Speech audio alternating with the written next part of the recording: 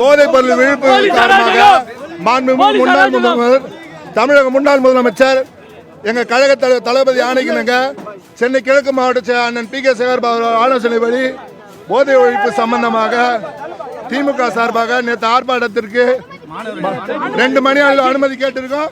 அனுமதி கேட்டு மறுக்கப்பட்டது. நேற்று காலையில் 9 மணி அளவில் அனுமதி கேட்டு இருக்கிறோம். அனுமதி மறுப்பு கடிதம் விடிய காலத்துல 1:30 மணியா வீட்டுக்கு 4 போலீஸ் அமைச்சு கொடுக்குறாங்க.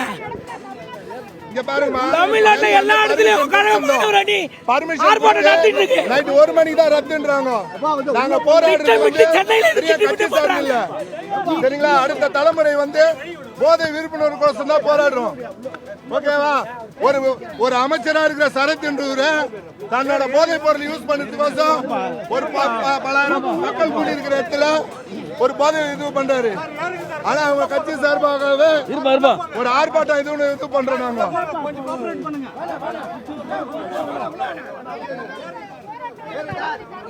தமிழ்நாட்டுல சென்னை கிழக்கு மாவட்டத்துல 2 இடம் போராட்டம் பண்ணலாம். ஒன்னு கலெக்டர் அலுவலகம், 2வது ராஜரத்ன ஸ்டேடியம். இது ஜனநாயக முறைப்படி செய்ய வேண்டிய ஆர்ப்பாட்டத்தை இவங்க வன்மையா கண்டிக்கிறேன். காவல்துறை ரொம்ப அராஜகம் பண்றாங்க.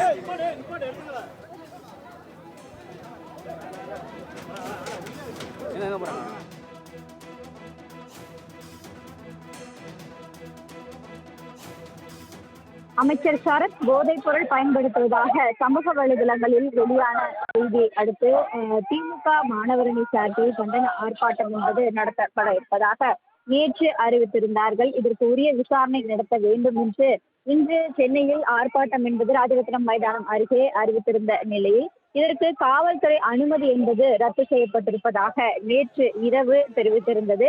அதனை அடுத்து இன்று காலையில் ஆர்ப்பாட்டத்திற்காக அனைத்து ஏற்பாடுகளும் சென்னை ராஜரத்னம் மைதானம் அருகே ஏற்பாடு செய்யப்பட்டிருந்த நிலையில் இன்று காவல்துறையினர் தீவிர கண்காணிப்பு பணியில் ஈடுபட்டு வந்திருந்தார்கள். ஆர்ப்பாட்டத்தில் கலந்து கொள்வதற்காக திமுகவினர் வந்த நிலையில் திமுகவினருக்கும் அதே போல காவல்துறைக்கும் இடையே தள்ளுமுள்ளு என்பது ஏற்பட்டிருந்தது. வாக்குவாதம் நடைபெற்றிருந்தது. இந்த நிலையில்தான் ஆர்ப்பாட்டத்தில் கலந்து கொள்ள வந்திருந்தவர்களை காவல்துறையினர் கைது செய்து அழைத்து செல்லக்கூடிய காட்சிகளை நேரலையில் பார்த்து வருகிறோம். குறிப்பாக அமைச்சர் சரத் சேப்பாக்கம் கிரிக்கெட் மைதானத்தில் பவுடர் வடிவில் தனது செல்போனில் வைத்து எதையோ நொறுக்குவது போன்ற காட்சிகள் என்பது சமூக வலைதளங்களில் வெளியாகியிருந்த நிலையில் இது போதைப் பொருள் என குற்றச்சாட்டு என்பது எழுந்திருந்தது. இதற்கு உரிய விசாரணை நடத்த வேண்டும் என காவல்துறைக்கு இதற்கு அடுத்ததாக என்னென்ன நடவடிக்கை மேற்கொள்ளப்பட இருக்கிறது என்பது தொடர்பாக விசாரணை நடத்த வேண்டும் என்று திமுக சார்பில் தெரிவித்திருந்தது. திமுக மாணவரணி சார்பில் இன்று இது குறித்து ஆர்ப்பாட்டம் என்பது நடைபெறுவதாக அறிவித்திருந்தார்கள். இந்த நிலையில்தான் ஆர்ப்பாட்டத்திற்கு அனுமதி என்பது திமுக கேட்கப்பட்டிருந்த நிலையில் நேற்று இரவு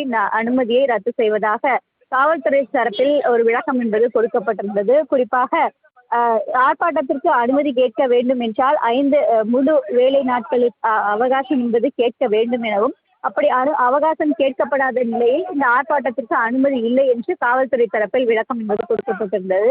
இந்நிலையில்தான் காலையிலேயே ஆர்ப்பாட்டத்தில் கலந்து கொள்வதற்காக வந்திருந்த திமுகவினரை கைது செய்யும்படி காவல்துறையினர் நடவடிக்கை என்பது மேற்கொள்ளப்பட்டிருக்கிறார்கள். இங்கு ஆர்ப்பாட்டத்திற்கு தயார் செய்யப்பட்டிருந்த ஸ்பீக்கர்கள் அதே போல மேடைகள் அனைத்தையும் கலைத்து செல்ல வேண்டும் என்று அறிவுறுத்தல் என்பது விடுக்கப்பட்டிருக்கிறது. ஆர்ப்பாட்டத்திற்கு திமுகவினர் அனைவரையுமே கைது செய்து காவல்துறையினர் அழைத்து சென்றிருக்கிறார்கள்.